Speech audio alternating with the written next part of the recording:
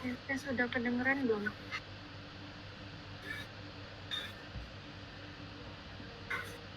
Dengar kok. Assalamualaikum warahmatullahi wabarakatuh. Terima kasih teman-teman semua yang sudah sempat hadir. Jadi langsung saja kita mulai debatnya. Jadi pada hari ini topik yang akan kita debatkan mengenai penanganan COVID di Indonesia dibandingkan dengan negara di luar. Saya selaku moderator akan mengatur jalannya debat hari ini. Peserta debat hari ini dibagi menjadi dua kelompok, yaitu tim pro dan tim kontra. Semua peserta debat harus mematuhi peraturan yang telah ditetapkan. Dan langsung saja kita mulai debat. Saya persilakan kepada masing-masing tim untuk menyampaikan perkenalan selama 1 menit, dimulai dari tim pro. Perkenalkan, nama saya Diva Sagita Nuruda Pratama dari tim pro. Perkenalkan, nama saya Rizaldi Febri Nugraha dari tim pro. Perkenalkan, nama saya Abdul Hafid dari tim pro. Perkenalkan, nama saya Stephen Immanuel dari tim pro. Saya persilakan kepada tim kontra untuk memperkenalkan diri. Perkenalkan, nama saya Muhammad Eken Fauzan Wicaksono dari tim kontra. Perkenalkan, nama saya Edwin Ramadan dari tim kontra. Perkenalkan, nama saya Aditya Dharmanugraha dari tim pro. Perkenalkan, nama saya Saiful Miladi dari tim kontra. Selanjutnya pembicara tim pro, saya persilakan menyampaikan argumen selama 3 menit. Oke, saya dari tim pro. Untuk pertama-tama saya akan berargumen untuk permasalahan penanganan COVID yang ada di Indonesia. Sebenarnya penanganan COVID yang ada di Indonesia ini oleh pemerintahan sudah termasuk bagus dan tepat, tetapi karena masih banyak masyarakat itu mensepelekan atau menduakan virus COVID ini. Jadi mereka seperti tidak percaya dan beranggapan bahwa virus COVID ini tidak ada. Maka dari itu mereka kebanyakan dari mereka tidak mentaati peraturan yang diberikan oleh pemerintahan untuk menangani virus COVID-19 ini. Untuk anggota yang lain, monggo menambahkan.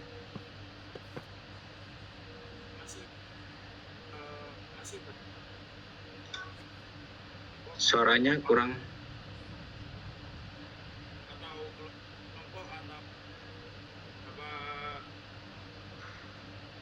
Oke, saya atas nama Abdul Hafid ingin menambahkan argumen dari tim pro bahwa kebijakan dari penanganan COVID-19 di Indonesia memanglah sudah sangat baik dirasa oleh saya. Karena sistem pemerintahan di Indonesia sudah menerapkan strategi mencakup, yaitu yang pertama strategi umum, yang kedua itu strategi untuk kesehatan, dan yang ketiga itu strategi di sektor pendidikan. Dan yang terakhir, Indonesia telah menerapkan pada strategi di sektor keagamaan. Terima kasih. Selanjutnya pembicara tim kontra, saya persilakan menyampaikan argumen selama 3 menit. Aku harus pindah deh. Ya, baik. Pertama saya akan menyampaikan argumen mewakili dari tim kontra sesuai dengan yang dibicarakan oleh Mas Abdul Hafid tadi, bahwasanya pemerintah sudah menangani corona dengan baik. Jika pemerintah sudah menangani corona dengan baik, kenapa akhir-akhir ini di berbagai platform media berita seperti sosial media maupun website banyak beredar berita bahwasanya corona di Indonesia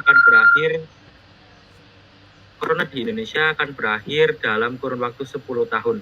Dan juga kenapa pemerintah tidak mau memberi data jelas mengenai jumlah pasien corona yang ada agar masyarakat Indonesia sendiri bisa mewanti-wanti dirinya agar tidak terjangkit corona dan penyakit ini tidak semakin tersebar luas serta makin tinggi angka terkenanya. Seperti itu, mungkin dari teman-teman ada yang bisa menambahi.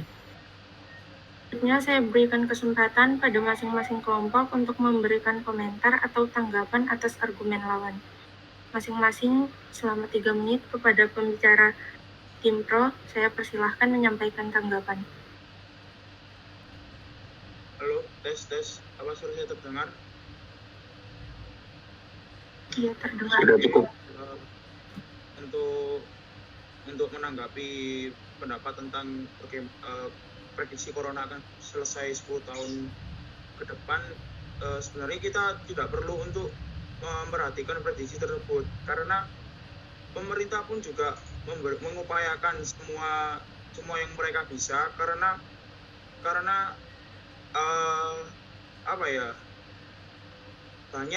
masih banyak masyarakat yang belum memperdulikan. Meskipun adanya prediksi 10 tahun akan selesai, mereka pasti akan bersikap acuh tak acuh. Oleh sebab itu, kesadaran masyarakat harus lebih ditekankan lagi daripada masyarakat yang lebih mengkritik pemerintah, karena pemerintah ini juga bekerja sebisa mungkin untuk menanggulangi atau mengurangi terjadinya tersebarnya virus corona dengan cara adanya pembatasan sosial. Terus sekarang menjadi 5M untuk membatasi mobilisasi. Bagaimana untuk saya yang di kubu pro, ada tanggapan lagi? Selanjutnya kepada tim kontra dipersilahkan. Oke, saya mewakili tim kontra akan menyampaikan sesuai dengan yang sudah dibilang tadi. Pemerintah sudah melakukan berbagai macam upaya seperti pembatasan sosial berskala besar, perlakuan protokol kesehatan dimanapun dan apapun itu. Tetapi kenapa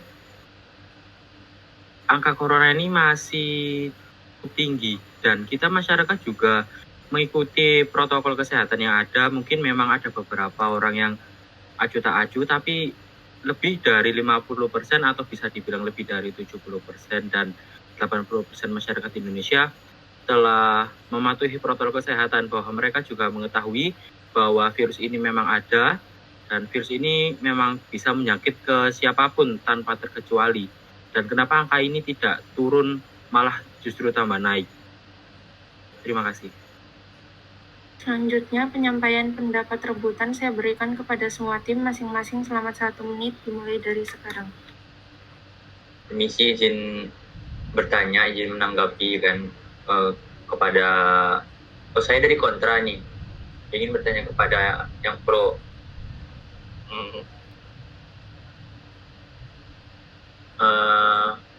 Kan tadi kan bilang kan tadi kan bilang kalau pemerintah itu udah menerapkan kayak PSBB gitu, work from home kan. Nah, kami bukannya melanggar peraturan gitu kan. Jadi adalah sebagian orang yang nggak bisa kerja dari rumah, namun dia harus kerjanya keluar gitu. Kalau misalnya nggak kayak gitu, gimana kami mau makan? Terus untuk pendidikan ini kan kita kan lagi online kan. Kebanyakan siswa juga karena mengikuti work from home ini dari rumah ini, jadi banyak siswa juga yang malas-malesan, yang nggak mengerti sama sekali pekerjaan di sekolah. Nah, untuk kayak gitu, gimana cara pemerintah untuk mengatasi hal ini gitu, hal perekonomian dan hal dari pembelajaran gitu? Terima kasih. Saya moderator, saya akan menanggapi apa Oke, yang saya akan menanggapi dari pertanyaan. Permisi Mas, Oke, gimana? tolong dilanjut. Oke, saya akan menanggapi argumen dari kontra Mas Edwin ya. Apa kasus di Indonesia 19 terus bertambah walaupun masyarakat di Indonesia sekitar 70%, bisa dibilang 70% sudah mematuhi protokol kesehatan yang sudah diberi oleh pemerintah.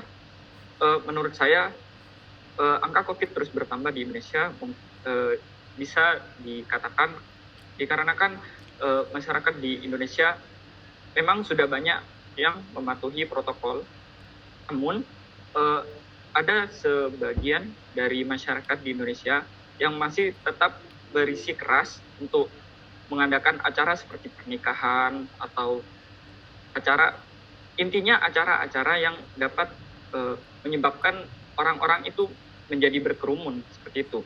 Bahkan Ketua Satgas COVID-19 pun dari Ikatan Dokter Indonesia, Profesor Zubairi Zuban, menanggapi hingga kini tak ada satupun penyakit virus yang hilang di dunia meski sudah ada vaksinnya, kecuali variola. Virus influenza itu juga virus yang bikin badan menjadi demam. Dan laporan kematian di influenza juga pun itu sangat banyak. Sudah berpuluh-puluh tahun sudah ketemu vaksinnya untuk virus influenza sendiri, namun setiap tahun masih menyebabkan kematian di Amerika. Puluhan ribu sudah dijalani di Amerika menurut lampiran di web detikhealth.com.id. Nah, artinya fair dong, Amerika saja tidak bisa mengatasi influenza berpuluh-puluh tahun, apalagi di Indonesia ini yang masih ingin mengatasi virus COVID-19 yang masih berjalan selama kurang lebih sekitar 1 tahun ini. Itu tanggapan dari saya kurang lebihnya. Terima kasih.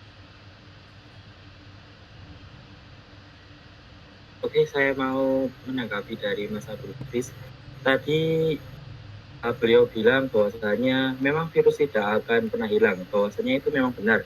Virus selamanya akan tetap ada. Tetapi saya lihat di berbagai berita yang ada di luar negeri, itu banyak yang beredar bahwa penanganannya ini sudah dibilang stabil. Jadi untuk angkanya bisa turun.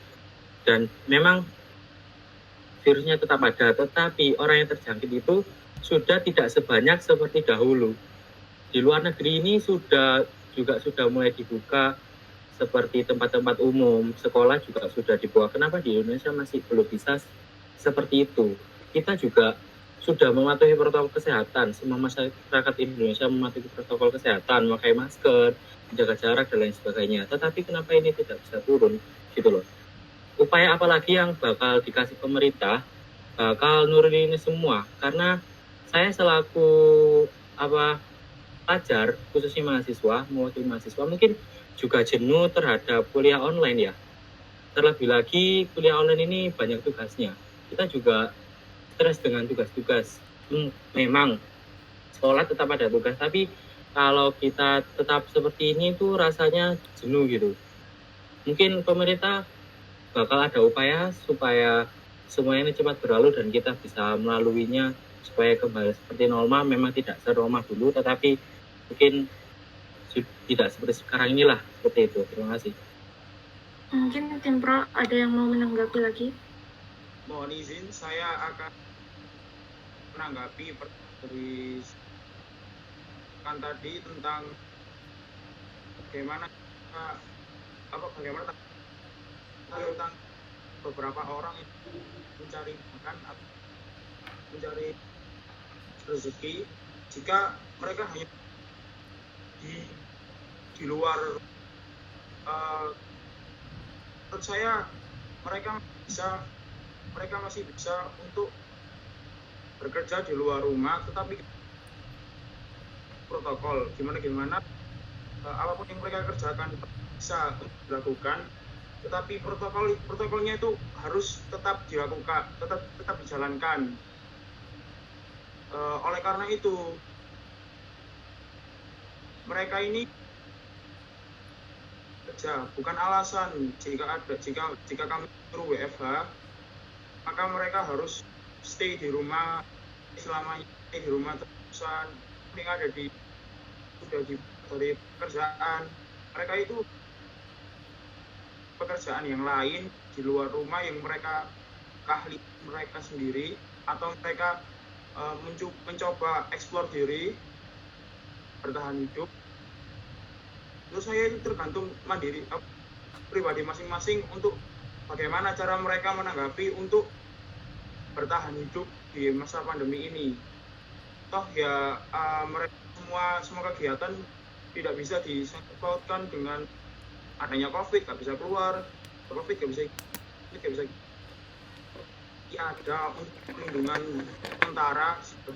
sementara masih ada perlindungan diri untuk masker, menjaga daya tahan tubuh atau toh ya sekarang pemerintah juga mengupayakan untuk mengaplikasi di masyarakat. Lain dari Pada tim kontra dipersilahkan. Saya Nabila ingin menambahkan bagaimana menurut tim pro tentang kalung anti corona yang disampaikan oleh pemerintah, sampai-sampai berita ini disorot oleh media asing saking buruknya tentang penanganan COVID di Indonesia. Terima kasih. Saya menanggapin Mas Ilham tadi, boleh? Jadi kan tadi Mas bilang kalau kita sebagai masyarakat harus mandiri kan. Nah, kalau lah misalnya kita udah di rumah, udah mandiri, cuman kita kehabisan rezeki, kehabisan uang gitu, ekonomi, terus kehabisan bahan makan, bahan pangan, ya mau nggak mau kita harus keluar juga. Nah, kita juga udah menerapkan protokol kesehatan yang pemerintah berikan, yang pemerintah buat untuk masyarakat agar meminimalisir corona, tapi tetap aja naik angka corona di Indonesia. Nah, untuk mengatasi penaikan angka corona serta kekurangan pangan dan rezeki itu tadi, bagaimana tingkah pemerintah ke depannya gitu agar bisa sama-sama enak. Juga terkadang kan dana bantuan itu kan kadang harusnya untuk warga, jadi pemerintah yang menikmati sendiri, entah untuk apapun uangnya itu kemana gitu kan, yang harusnya uangnya itu bisa digunakan untuk menurunin angka COVID. Nah, malah jadi untuk makanan mereka yang para pemerintah gitu, yang kami jadi masyarakat justru semakin harus keluar dari rumah untuk ya gitu mencari rezeki sama mencari makanan. Silakan Mas Pro. Silahkan kepada tim pro jika ada yang ingin menanggapi. Saya ingin menanggapi tentang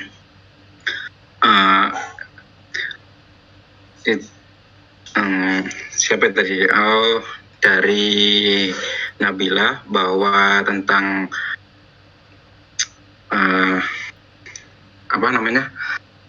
antivirus yang baru COVID-19 ini, itu gini loh, sebenarnya yang pemerintah lakukan itu udah benar, karena kalau semisal pemerintah tidak melakukan tindakan atau hanya sekedar PSBB atau apapun, itu kurang maksimal. Sedangkan maka dari itu pemerintah sendiri bertujuan membeli antivirus ini, vaksin ini diberikan kepada seluruh rakyat Indonesia secara gratis. Nah, untuk mengurangi persentase timbulnya atau bertambahnya gejala COVID-19 ini, untuk masyarakat Indonesia. Seperti itu kalau dari saya. Makasih. Silahkan kepada tim kontra jika ada yang ingin menanggapi. Saya mau menanggapi lagi kan tentang tadi kan ada vaksin. Nah, kenapa dari pemerintah itu nggak coba buat, karena udah beli vaksin kan, dari satu, kita kan ini kan Indonesia ini kan punya banyak kekayaan alam kan gitu yang bisa dimanfaatkan. Nah, dari kekayaan alam itu kenapa kita nggak coba buat vaksin sendiri ya? Kalau misalnya nggak bisa buat vaksin sendiri, niru vaksin orang lain gitu. Toh justru banyak anak-anak muda yang bisa berkarya, yang bisa fisika, biologi. Nah, itulah kita manfaatkan untuk jadi tim pembuat vaksin gitu. Jadi nggak sia-sia dana masyarakat yang kami alihkan ke pemerintah gitu kan. Terima kasih. Silahkan jika tim pro ada yang ingin menanggapi.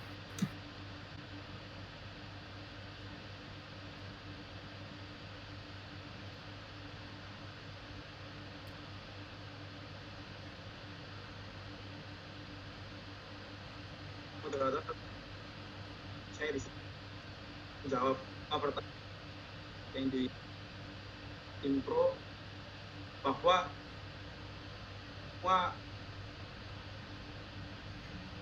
tentang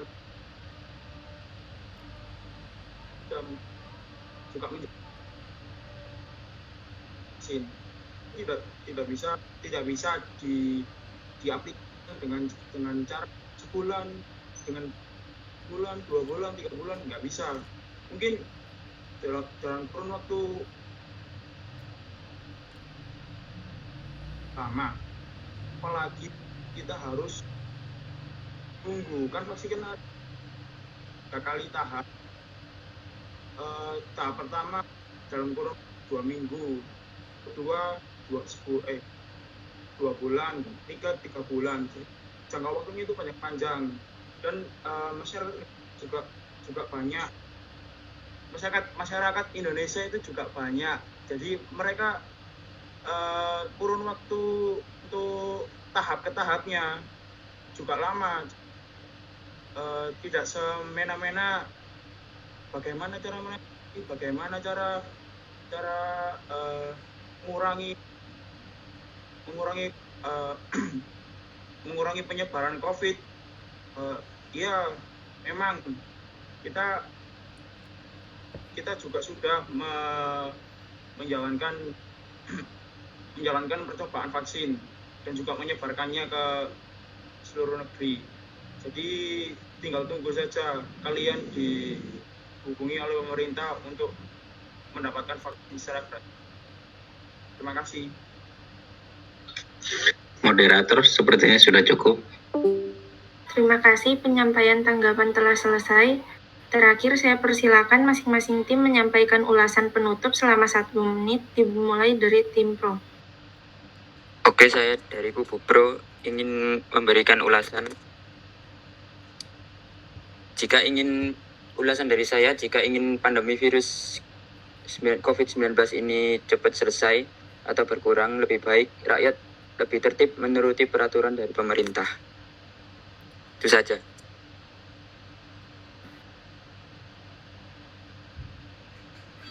Selanjutnya saya persilahkan untuk tim kontra untuk menyampaikan ulasannya. Cek. Kedengaran?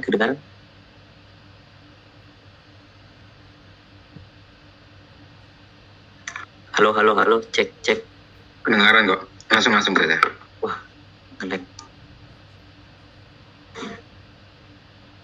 nge-lag aja. Kok punya wifi bagaimana nih? Suaramu nggak nge-lag kok, bro. Langsung. Oh, oke. Sip. Baik, saya akan menjelaskan ulasan yang dari tim kontra, yaitu COVID di Indonesia. Jika dilihat dari segi pencegahannya, memang sudah dilihat baik, akan tetapi masih kalah dari pencegahan COVID yang terdapat di luar negeri, sehingga masih dibilang kurang aman atau kurang bisa mencegah, lebih efisien daripada dari luar negeri. Itu saja dari saya. Baiklah, cukup sekian debat hari ini. Saya selaku moderator mungkin akan menyimpulkan,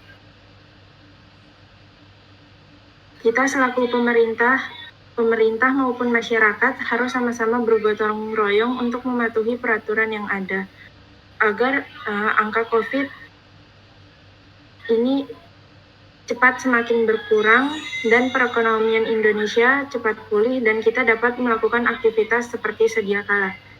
Dan jika pemerintah ada salah mengenai penanganan COVID masyarakat, wajib mengingatkan agar semua dapat berjalan dengan lancar.